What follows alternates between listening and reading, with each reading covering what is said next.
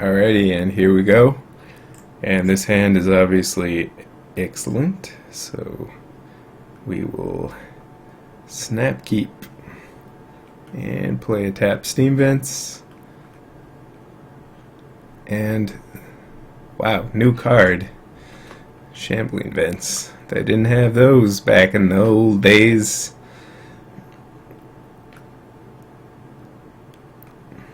And we get Inquisitioned, which is mildly annoying, but at least we get to keep Cryptic. And another Shambling Vent. Could be an issue down the line, since we don't have any tectonic edges. And Abzan. The traditional Pro Tour Finals matchup, Jeskai versus Abzan. Although Abzan got some new lands here, it looks like. So in response to Liliana's Plus, we're gonna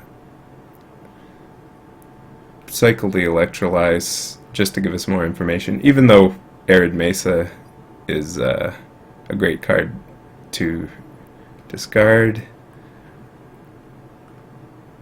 Now we can discard Hallowed Fountain, which is slightly better to discard because Arid Mesa is going to be able to come into play tapped. And we're likely discarding Arid Mesa a lot of the time anyways. So here we can counter Tarmogoyf, bounce Liliana, then set up Colonnade. It would also be reasonable to just draw a card and leave the Liliana in play and try and find like a bolt or something, but this is a great tempo play, and because we have Colonnade, we should be able to set up a great turn next turn to take out the Liliana right as soon as it comes into play. And just drawing path is not the worst, not the greatest. And opponent goes for Liliana and pluses, and here we're obviously gonna just get rid of Anger because there's nothing to anger, although our opponent does discard Lingering Souls, which the Anger would be better against compared to the path. So here I decide to go for the Colonnade. Our opponent probably has Path to Exile. Of course, I would say they probably have Fatal Push, but Fatal Push is not legal at the time of this video broadcast. So we're expecting Path, which is of course a little bit better for us because we get a free land. Hooray! Okay, we got cut. So we basically got Fatal Pushed. And now we're in a bit of trouble because there's a Lingering Souls, there's a Liliana, and there's an opponent with 2 cards in hand and 2 Shambling Vents versus our ever-dwindling resources here.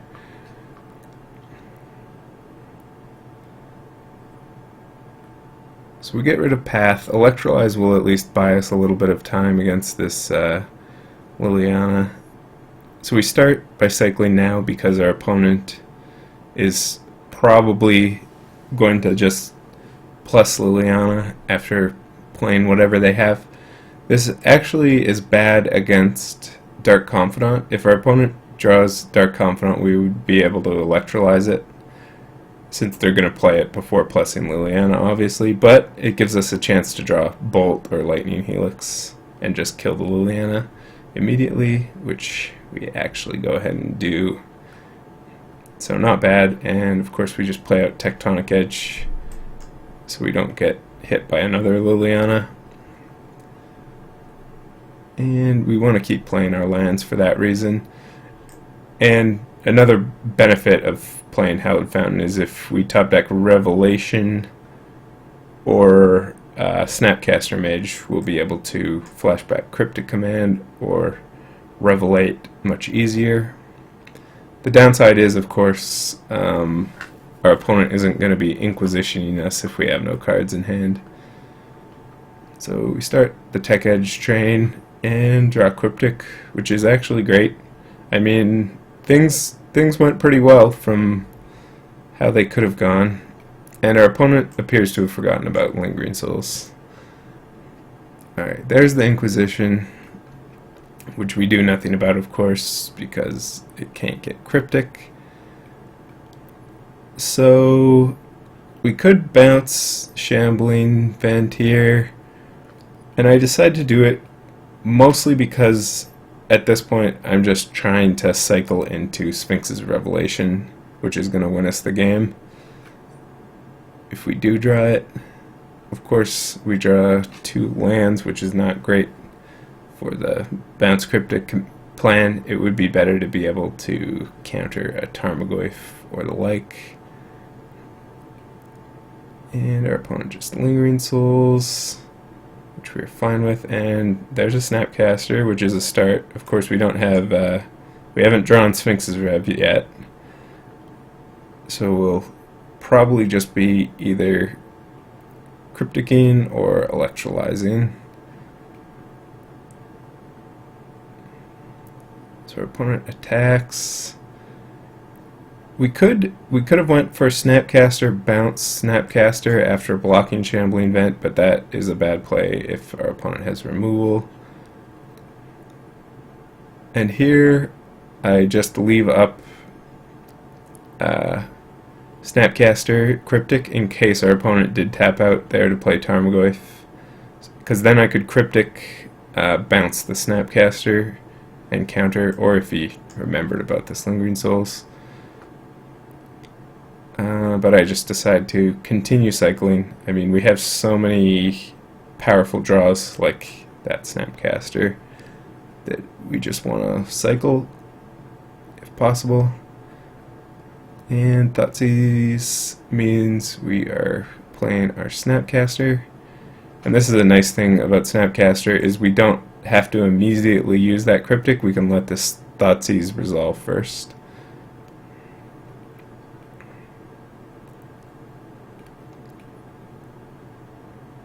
And here we can just make the play I mentioned earlier, because the coast is clear, unless there's something like Slaughter Pact.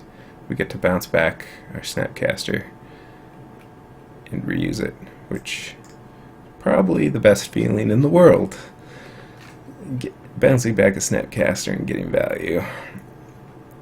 And still no Sphinx's Revelation, but at this point it looks like we've kind of grinded ourselves into a decent position with just Snapcasters, although these spirits are still being annoying, and opponent remembers the Lingering Souls right on time as we draw the Remand, of course, which gets rid of that permanently. Nice little interaction. So I drew the Sphinx's Rev, and I'm ready to get jiggy with it, as they say. So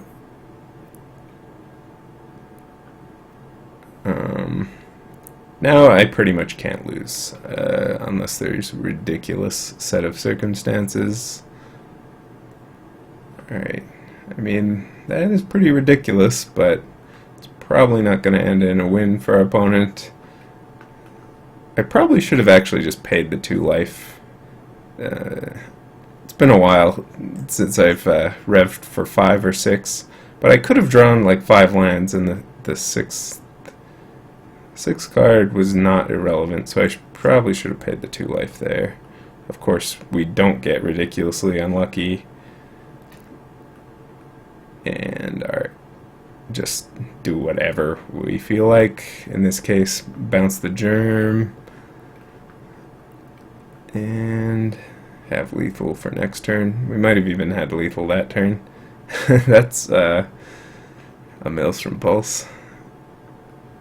So we just remand it and then path our Snapcaster that's targeting so it doesn't kill the other 2, and we have lethal set up. Real good. real good. Alright, bolt your face. Excellent. Just like old times, exactly how we drew it up. So, how about them threads of disloyalty? What we bring in? Well, there's Lingering Souls, so we want Is It Staticaster. Crucible is actually a pretty decent win condition. In Recurring Tectonic Edges is kind of a win condition, and Recurring Celestial Colonnades, so we definitely want that. Anger isn't terrible because there's Lingering Soul tokens. Same with Porphyry Nodes. Porphyry Nodes is kind of a double-edged sword, because if you're trying to get Porphyry value against Abzan, like against Porphyry Nodes can deal with the Lingering Souls very slowly, but it'll cost you some damage. It can also deal with a Tarmogoyf. It'll cost you some damage. Nowadays there's also Grimflare, which Porphyry Nodes is not that great against, but still an okay card. So the cards we don't want are usually the Remands and Mana Leaks, especially when we're on the draw, and some amount of the burn, I would say. Actually, Vendilion Clique is very poor against Lingering Souls as well, so you could also go ahead and cut that. And this is for 8 for 8, so it's just a matter of tweaking if there's a little bit we want to change. Like, if we do want, say, a Logic Knot for a Lightning Bolt or a Lightning Helix, Logic Knot's actually okay, I would say. Okay. But yeah, this seems like pretty good. I don't know about the 2 Porphyry Nodes. They're okay though. You want that type of hard removal, I would say. Alright, so we got the node hands and Path and Sphinx's Revelation. So I'm assuming we're not going to get up to Sphinx's Revelation before it gets stripped from our hand, but it's possible. So Porphyry Nodes against Grimflare, the matchup that is not great for us. Grimflare could, of course, mill Lingering Souls, which makes it very awkward. Could chain Lingering Souls together indefinitely. So Porphyry Nodes is not the beast it once was back in the day. In this case, it does not mill Lingering Souls mercifully, and our opponent actually can't do anything that turn because the nodes goes off. Like, they can't play a Tarmogoyf for another Grimflare, a Dark Confidant into Porphyry Nodes. That would be insanity. So it's kind of like a Doomsayer. It gave us a chance to some breathing room, although we don't really have any way to punish or capitalize on it because we don't have like Remands or Mana Leaks, which makes it even worse. But I mean, it's Porphyry Nodes. It's great. So we have Path for that, and Sphinx's Revelation has not been got yet, so that's good. Alright, so Scavenging Ooze, we need to decide Bolt or Spell Snare. Spell Snare, of course, is going to be much more useful against Grimflare or Tarmogoyf at this point. I do decide to go ahead and Bolt the Hierarch just to clear the board. I'm not actually a fan of that play in retrospect. I like holding on to the Spell Snare, bolting the Scavenging Ooze. I think that is a much better play because this Noble Hierarch is not doing anything right now. Alright, Sphinx's Revelation is now the plan. And Lingering Souls is our opponent's plan. Of course, we're not going to do it there because we want more value. And drawing 2 cards is probably not enough for us to win this game at this point. Whereas 3 cards could be a big deal. And the Lingering Souls clock is not that fast. And we happen to draw Cryptic, which means we're getting greedy, of course, and going to go for another card with Sphinx's Rev, if at all possible. So we drew Porphyry Nodes, not looking great at this point in time. Path is, though. And Sorin, not a card you exactly see every day, is going to plus and give +1/+0 lifelink. And now we are looking at a lot of damage. So here we already know we have Path, which means we're going to Path the Tarmogoyf. It's a question of whether we wait to Rev, and I think we are done waiting. So I Rev for 3 and draw a nice answer to these spirit tokens in Izzet Static Caster. And here I'm Tectonic Edging, which is a double-edged sword. Wait, it's a double good edged sword for us because it's going to take our opponent off double black for Liliana, and then we're going to go into our second main phase and then ping off these spirits just in case our opponent wanted to murderous cut the one we're targeting. So that's a little play. That's a little play.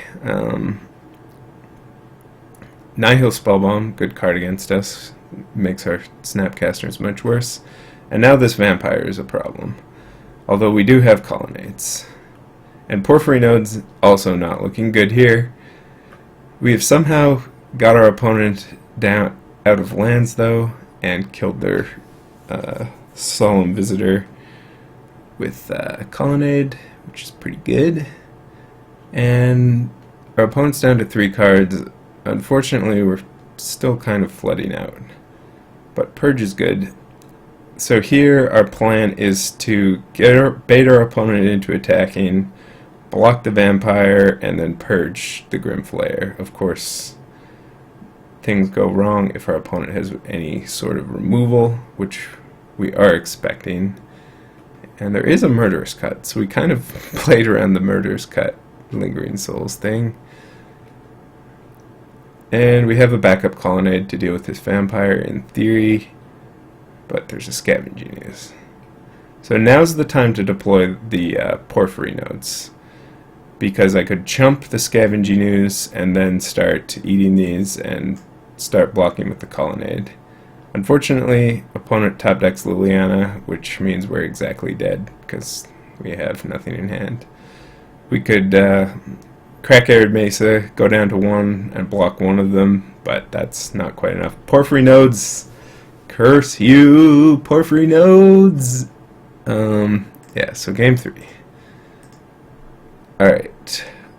On the play, Cryptic, Lightning Helix, Tech Edge, Colonnade. I mean, Tech Edge and Colonnade are kind of cards themselves. You'll also notice we're pretty low on time, so playing quickly is a important part of a balanced breakfast.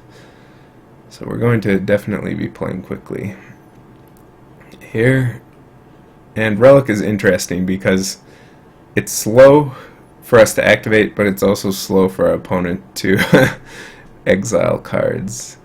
And our opponent brutalizes us here and takes the Cryptic because it has plenty of value.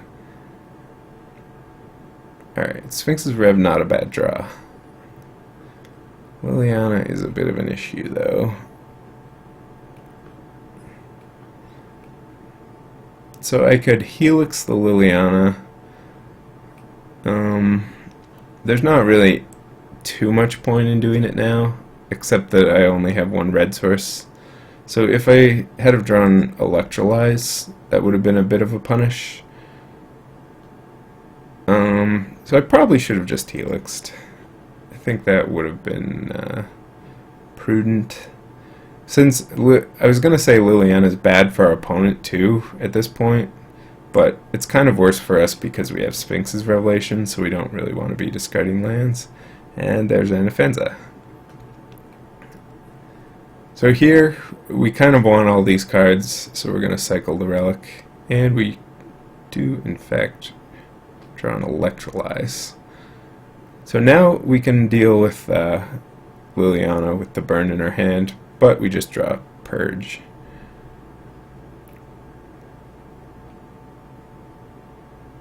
And I discard Helix. In retrospect, I probably should have discarded Tectonic Edge. Of course, I say that with the benefit of hindsight. I was, of course, playing quickly, but I think I clearly should have discarded Tectonic Edge, and then I could have purged Helixed. Of course, Tectonic Edge is also a good card.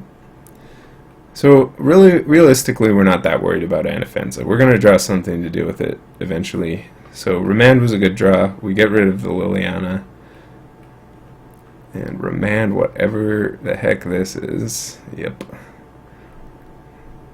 And now we have double Rev. And a glorious 6 mana. So, protecting that Tectonic Edge is paying off, it looks like. Of course, we will Rev in response. And Porphyry Nodes. Not a bad answer at this point. Since we do have a little bit of life total to work with. I even put some Remands back in, which are doing good work. Much more important on the play, of course. And our opponent actually fetches and allows us to keep him off white. And we Remand there. Of course, we could go for Porph value, but we don't want to die as well. And Ajani is a great draw, especially since we lost our Rev. So now we have 2.5 minutes to activate Colonnade and attack with it a couple of times, which should be plenty of time at this point. And somehow even Grimflare isn't turned on into a 4/4 at this point, which makes Electrolyze look real good. And we just keep plussing Ajani, and we're actually getting close to destroy all lands with Ajani. And Crucible brings back a Colonnade, and soon we'll be able to double Tech Edge or something, although we're probably not thinking about that at this point. We are just going to ult Ajani and win the game, is what we are thinking about. So I activate a Colonnade. I'm expecting it to get removaled, and then I'm going to path the Noble Hierarch, and then I'll ult Ajani, which is exactly what happens. And that is an Ajani ult. Feels good. So, 1 minute 40 seconds. Plenty of time to activate Colonnade 3 times.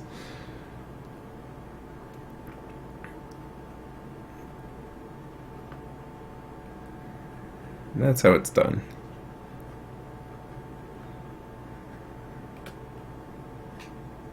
The game has ended. Your opponent is dead. They have no permanents. Ultimate Ajani. Good times. Bring back memories. Oh, memories.